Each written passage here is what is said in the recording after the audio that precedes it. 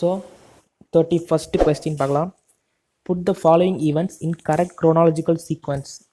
கீழே கொடுத்துருக்கதை அப்படியே நம்ம குரோனாலஜிக்கல் சீக்வன்ஸில் நம்ம அடுக்கணும், அதாவது காலத்தின் அடிப்படையில் அடுக்கணும், ஒன்றன் பின் ஒன்றாக அடுக்கணும். ஸோ இது பார்த்தீங்கன்னா எப்படி கொடுத்துருக்காங்கன்னா, march from Sabarmati Ashram to Dandi beach, the லாகூர் Congress, Gandhi attends the second round table conference, Gandhi Irwin pact. ஓகேங்களா? ஸோ இதில் எந்த ஈவெண்ட் ஃபஸ்ட் நடந்துச்சுங்கிறத நம்ம அடுக்கணும். அதுக்கு ஆன்சர் பார்த்தீங்கன்னா ஆப்ஷன் ஏ. ஓகேங்களா? Option A, BADC. இப்போ பாருங்கள், பி ஃபஸ்ட்டு த லாகூர் செஷன் தான் ஃபஸ்ட்டு நடந்துச்சு. அதோட இயர் என்னன்னு நீங்கள் நோட் பண்ணி வச்சுக்கோங்க. இயர் நீங்கள் படிச்சிருப்பீங்க, நோட்ஸ் எடுத்து வச்சுருப்பீங்க, அதை போய் பாருங்கள், செக் பண்ணுங்கள். ஸோ நெக்ஸ்ட்டு பார்த்தீங்கன்னா March from Sabarmati Ashram to Dandi beach. So next பார்த்தீங்கன்னா த காந்தி இர்வின் பேக்ட். அதுக்கு அடுத்தது காந்தி அட்டெண்ட் த second round table conference. So இப்படி தான் ஆர்டர் இருக்கும். நீங்கள் டைம் டேபிள் மாதிரி போட்டிருந்தீங்கன்னா கூட செக் பண்ணி பாருங்கள். ஓகேங்களா? ஸோ டேட்ஸ் எல்லாம் செக் பண்ணி பாருங்கள் கரெக்டாக வருதான்னு. So next question, when the Simon Commission was appointed. Simon Commission appoint பண்ணிருக்கும் போது கீழே இருக்கிறதுல எது நடந்துச்சு, ஓகேவா, எது ஆக்டிவாக நடந்துச்சுங்கிறது தான் கொடுத்துருக்காங்க. ஓகேங்களா? ஸோ இதுக்கு பார்த்தீங்கன்னா 32. அதுக்கு ஆன்சர் பார்த்தீங்கன்னா எது இருந்துச்சு,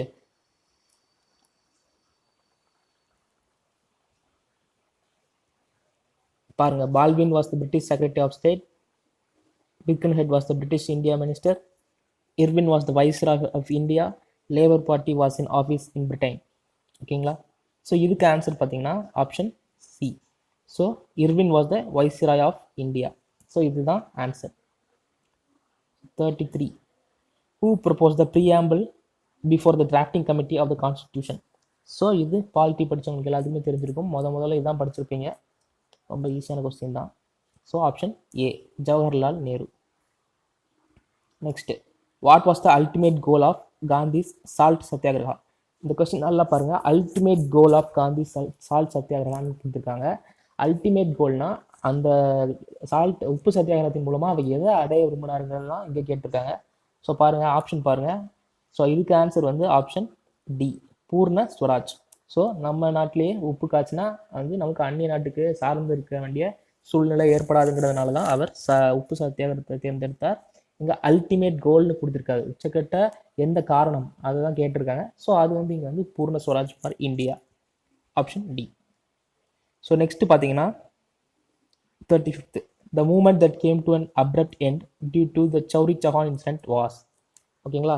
ஸோ சௌரி சௌஹான் இன்சிடென்ட் வந்தாலே நெக்ஸ்ட் என்னது, காந்தி என்ன பிளான் பண்ணார், அவர் அது வரைக்கும் வெற்றிகரமாக நடந்துகிட்டு இருந்த அந்த நான் கோஆப்ரேஷன் மூமெண்ட்டை விட்டார். So option C. ஸோ சௌரி சௌஹான்னா என்ன, ஒரு போலீஸ் ஸ்டேஷன் மேலே அட்டாக் நடக்கும். ஸோ அதுதான் சௌரி சௌஹான் இன்சிடென்ட்ஸ். அது படிச்சிருப்பீங்க. ஸோ இன்னொரு தடவை அதை செக் பண்ணி பார்த்துக்கோங்க. ஓகேங்களா? So next 36th, the Moplah rebellion of 1921 broke out in. ஓகேங்களா?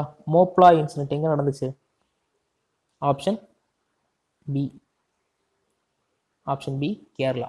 மோப்லா ரிபெலியன் எங்கே நடந்துச்சு, 1921 கேரளாவில் நடந்துச்சு. So next question, who was the Congress president when India became free. ஓகேங்களா? இது ரொம்ப ட்ரிக்கியான கொஸ்டின், சொல்ல மாட்டேன், ரொம்ப ஈஸியான கொஸ்டின் தான். ஓகேங்களா? ஸ்ட்ரைட்டாக கேட்டிருக்காங்க. Who was the Congress president when India became free. Option C, JB Kripalani. So next question பார்க்கலாமா? ஸோ நெக்ஸ்ட் கொஸ்டின் பாருங்கள்.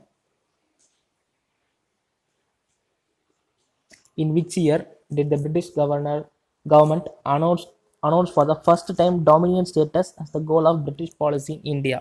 ஸோ டொமினியன் ஸ்டேட்டஸ், சிறப்பு அந்தஸ்து கொடுக்குறதா எப்போ ஒத்துக்கிட்டாங்க அப்படிங்கிறதான் கேட்டிருக்காங்க பிரிட்டிஷ் கவர்மெண்ட். ஸோ இதுவும் ரொம்ப முக்கியமான டேட் தான்.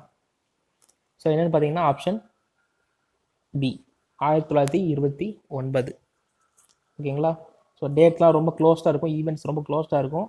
ஸோ நீங்கள் கவனித்து பார்த்தீங்கனாலே டேட்ஸை முக்கியமாக வச்சு படிச்சிங்கனாலே உங்களுக்கு ஈஸியாக கண்டுபிடிச்சிடலாம். ஸோ நெக்ஸ்ட் பாருங்கள், the government of India act 1935 prescribed a federation of provinces and the princely state and its units. This part of the act relating to the federation never took effect. ஓகேங்களா?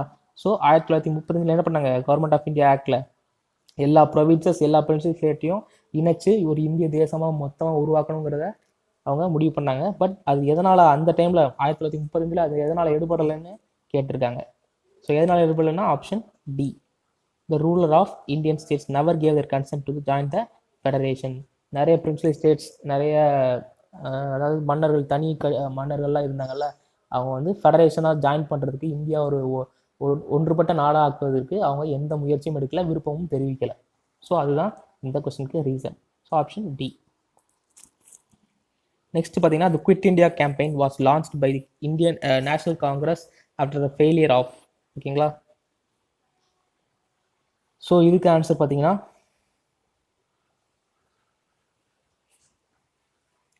Option B, Shimla conference held at the instance of the governor general Lord வேவன்.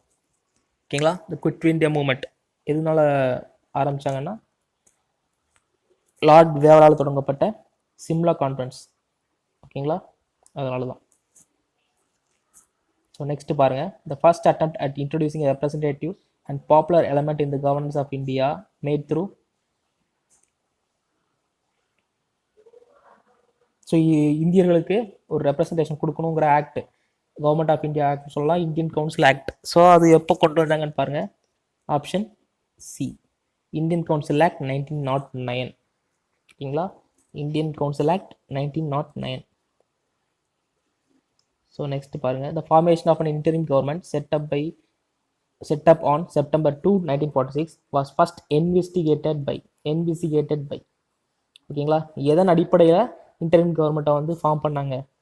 Option, இதெல்லாம் வந்து polity படிச்சிருந்தீங்கன்னா உங்களுக்கு முன்னாடி தெரிஞ்சிருக்கும்.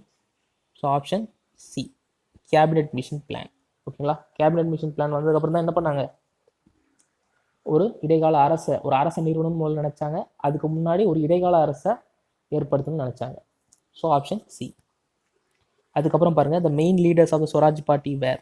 ஓகேங்களா? ஸ்வராஜ் பார்ட்டியோட முக்கியமான members, main leaders அவங்க யாரெல்லாம் பாருங்க, option C, Motilal Nehru and C R Das. Swaraj பார்ட்டினால யாருங்க வரணும், Motilal Nehru and C R Das. So கொடுத்துருக்க ஆப்ஷனை நீங்கள் 2-3 தடவை செக் பண்ணுங்கள். ஆப்ஷன் அவங்க மாற்றி கூட கேட்டிருப்பாங்க. ஸோ வேறு இம்பார்ட்டன்ட் லீடர்ஸ் இருந்தால் கூட நீங்கள் ஞாபகம் வச்சுக்கோங்க. ஸோ நெக்ஸ்ட் பாருங்கள், the boundary between India and Pakistan was demarcated by. So இந்திய பாகிஸ்தான் எல்லையை யார் பிரித்தது? ஓகேங்களா? ஸோ இது ரொம்ப ஒரு இம்பார்ட்டண்டான கொஸ்டின் தான். ஏன்னா இது ட்விஸ்ட்னு சொல்ல மாட்டேன், பட் இம்பார்ட்டண்டான கொஸ்டின். எதுன்னு கேட்டிங்கன்னா, இந்தியா பாகிஸ்தான் பார்ட்டிஷன் பற்றி நிறைய கொஸ்டின்ஸ் கேட்கறதுக்கு சான்சஸ் இருக்குது. ஸோ இதுக்கு ஆப்ஷன் வந்து பி, சர் சிரில் ரட்க்ளிஃப். ஸோ இதில் பார்த்தீங்கன்னா லார்ட் மவுண்ட் பேட்டன் பார்த்தோன்னா டக்குனு நீங்கள் லார்ட் மவுண்ட் பேட்டனை போட்டக்கூடாது. ஏன்னா அவர் காலத்தில் தான் இந்தியா பாகிஸ்தான் பிரிவினைக்கு சம்மதம் தெரிவிக்கப்பட்டது. ஆனால் இங்கே கேட்டிருக்கிறது யார் பார்த்தீங்கன்னா, டிமார்க்கேட்டட் பை, யார் அதை முன்னின்று நடத்துனாங்கிறதான் கேட்டிருக்காங்க. ஸோ அது யாருன்னா சர் சிரில் ரட்க்ளிஃப். ஸோ அவர் தான் அப்பாயிண்ட் பண்ணியிருந்தாங்க எல்லைகள் பிரிக்கிறதுக்காக. அவர் ஒரு வந்து நிலவியலாளர். ஓகேங்களா? So next 45. In the 19th century, India's struggle independence was a national movement because. எதனால?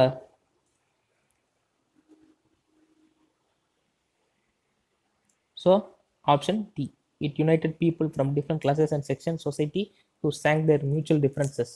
ஓகேங்களா? வேறு மக்களை ஒன்றாக இணைச்சது. நம்ம வேறு மொழி, ஜாதி, மதமாக இருந்தால் கூட நம்ம எல்லாருமே ஒரே மாதிரி அடிமைப்படுத்தி வச்சுருந்ததுனால நமக்கு இது தேவைப்பட்டுச்சு, ஒற்றுமை ஏற்பட்டுச்சு. ஓகேங்களா? The chief instrument through which national minded Indians created and all India consciousness in the early period was. ஓகேங்களா? எது ஒரு இன்ஸ்ட்ருமெண்ட்டாக பயன்பட்டுச்சு, இந்தியாவை ஒருங்கிணைத்த ஒரு இந்திய தேசியங்கிற மனப்பான்மை இந்தியர்கள் மத்தியில் உருவாக்குறதுக்கு எது உதவுச்சு, எது ஒரு தூண்டுகோலாக உதவுச்சுன்னு கீழே கொடுத்துருக்கல சொல்லியிருக்காங்க. ஸோ எதுன்னு பாருங்கள், ப்ரெஸ். சொல்லவே வேண்டாம், நம்மளோட ப்ரெஸ் தான். ஏன்னா ப்ரெஸ், புக்ஸு, பத்திரிகைகள் தான் ஒரு மிகப்பெரிய பங்காற்றுச்சு. நாடு முழுவதும் பல பத்திரிகைகள் சுதந்திரத்தை மட்டுமே சார்ந்து நிறைய பத்திரிகைகள் இருந்துச்சு. அதுதான் ஒவ்வொரு மக்களுக்கும் கொண்டு போய் சேர்த்துச்சு, சுதந்திர தாகத்தை ஒவ்வொரு மக்களுக்கும் கொண்டு போய் சேர்த்துச்சு, the press. So answer C. 47. The prominent nationalist writer in Marathi. ஓகேங்களா? ஸோ மராத்தி யார்? Option B, Vishnu Shastri Chiplunkar. So next Asiatic Society of Bengal was founded by. ஓகேங்களா, ஏசியாட்டிக் சொசைட்டி ஆஃப் பெங்கால் யார் பண்ணா? Option C William Jones. William Jones. So next Brahmo Samaj was founded by. Brahmo சமாஜ்னாலே நமக்கு யாருங்க வரணும்? ராஜாராம் மோகன் Roy. Brahmo Samaj was founded by Rajaram மோகன் Rai. Option A. So next with which of the following Rajaram மோகன் Roy can not be associated. ஓகேங்களா, ஸோ இதில் எதில் ராஜாராம் மோகன் ராய் ஈடுபடலை? ஓகேங்களா, Sanskrit education, promotion of English, widow remarriage, abolition of sati. So இதில் அவர் ஈடுபடாத ஆப்ஷன் ஏ சான்ஸ்கிரிட் எஜுகேஷன். ஓகேங்களா, ஸோ இதில் தான் அவரோட பேர் வந்து இருக்காது. மற்ற எல்லாத்துலேயுமே அவர் தீவிரமாக ஈடுபட்டார். நெக்ஸ்ட் பாருங்க, find out which names in the first list tallies with that of the second list. ஓகேங்களா, ஸோ இந்த கட்சி பேர் போட்டிருப்பாங்க, ஆள் பேர் போட்டிருப்பாங்க, அதுதான் நம்ம வந்து சொல்லணும். ஓகேங்களா, ஸோ இதில் ஆப்ஷன் என்னன்னு சொல்லிட்டு நான் ஆன்சர் சொல்கிறேன். ஓகேங்களா, ஸோ ஆப்ஷன் வந்து பி. Option B. ஓகேவா, ஸோ இப்போ பார்க்கலாமா என்னன்னு? Option B. ஓகே, ஆரிய சமாஜ்க்கு என்னது? தயானந்த சரஸ்வதி. அடுத்து பிரம்மோ சமாஜ் யார்? முன்னாடி பார்த்துருப்போம், ராஜாராம் மோகன் ராய் தான் ராம் மோகன் ராய்னு கொடுத்துருக்காங்க. ஓகேங்களா, பிரார்த்தனா சமாஜ் சி. பிரார்த்தனா சமாஜ் யார்? M G Ranade. M G Ranade. Next Ramakrishna mission பார்த்தோன்னே சொல்லலாம். ராமகிருஷ்ணா மிஷன் யார்? சுவாமி விவேகானந்தர். So option B. Okay, next which one of the following started a movement against Brahmanism and for awakening self-respect? ஓகேங்களா, பிராமணர் அல்லாத ஒரு சங்கம். ஓகேங்களா, ஸோ அதுதான் சொல்கிறாங்க செல்ஃப் அவேக்கனிங் செல்ஃப் ரெஸ்பெக்ட், சுயமரியாதை இயக்கம். அது சம்மந்தப்பட்டதில் கீழே யார் இருக்கா அப்படின்னு கேட்டிருக்காங்க. ஸோ அது யாருன்னு பார்த்தீங்கன்னா option C doctor Naicker. So next who had said let's go back to the Vedas? ஸோ யார் வேதங்களுக்கே நம் நாடு திரும்ப போக வேண்டும் அப்படின்னு சொன்னது யார்? Option B Dayananda Saraswati. Option B Dayananda Saraswati. Okay, next arrange the following pairs in correct order. ஓகேங்களா, ஸோ இதுக்கு நான் ஆன்சர் முதல்ல சொல்லிடுறேன். Option D. ஓகேங்களா, ஆப்ஷன் டி. ஸோ இப்போ பார்க்கலாம்.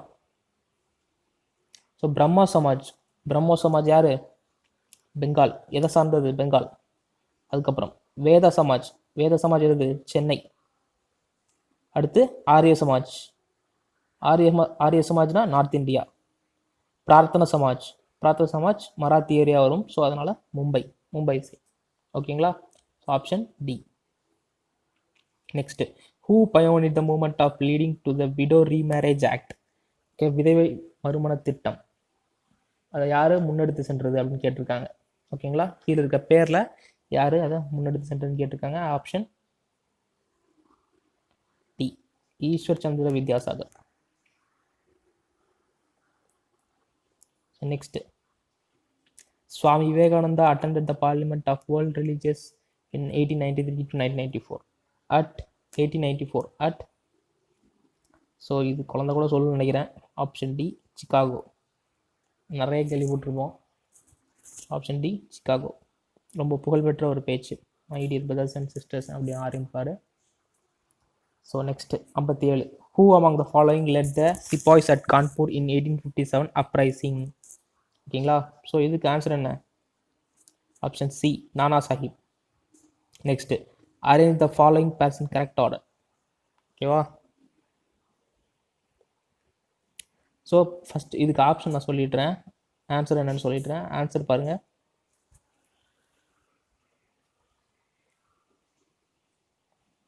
Option D. ஓகேங்களா, ஆப்ஷன் டி. ஸோ அது செக் பண்ணிக்கோங்க, இது 2 பிரிஞ்சிருக்கு, ஸோ நீங்கள் செக் பண்ணிக்கோங்க. ஸோ நெக்ஸ்ட் பார்க்கலாமா? Arrange the following pairs in correct order. Social reformer contribution. ஓகேங்களா, பேர் கொடுத்துருப்பாங்க, அவங்க என்ன கான்ட்ரிபியூஷன் பண்ணாங்கன்னு கொடுத்துருப்பாங்க. ஸோ இதுக்கும் நான் ஃபஸ்ட் ஆன்சர் சொல்லிடுறேன். So answer B. Answer B. ஓகேங்களா? ஸோ இதையும் செக் பண்ணி நீங்கள் சால்வ் பண்ணி பார்த்துக்கோங்க. So next last question. The revolt of 1857 began at Meerut on எப்போ தொடங்குச்சு? May 8. ஸோ இம்பார்ட்டன்ட் டேட்ஸ்லாம் ஞாபகம் வச்சுக்கணும். ரிவோல்ட் ஆஃப் 1857 எப்போ மீரட்டில் தொடங்குச்சு? அந்த டேட் வந்து May 10, 1857. ஓகேங்களா? ஸோ இதோட நெக்ஸ்ட் 60 கொஸ்டின்ஸ் முடிஞ்சிருச்சு. ஸோ இன்னும் எவ்வளோ இருக்குது மீதி? 170ல் 60 முடிச்சிட்டோம். இன்னும் 110 இருக்குது. ஓகேங்களா? அதை அடுத்தடுத்த வீடியோஸில் பார்க்கலாம். மொத்தம் 170 கொஸ்டின்ஸும் இந்த ஐஎன்சியில் இன்டர்நேஷ்னல் மூவ்மெண்ட்டில் நம்ம கவர் பண்ண போகிறோம். அதே மாதிரி ஒவ்வொரு சப்ஜெக்ட்டுக்கும் நம்ம கவர் பண்ண போகிறோம். ஒவ்வொரு சப்ஜெக்ட்டுக்கும் என்னலாம் இருக்குது? Indian polity, Indian economy, history, science.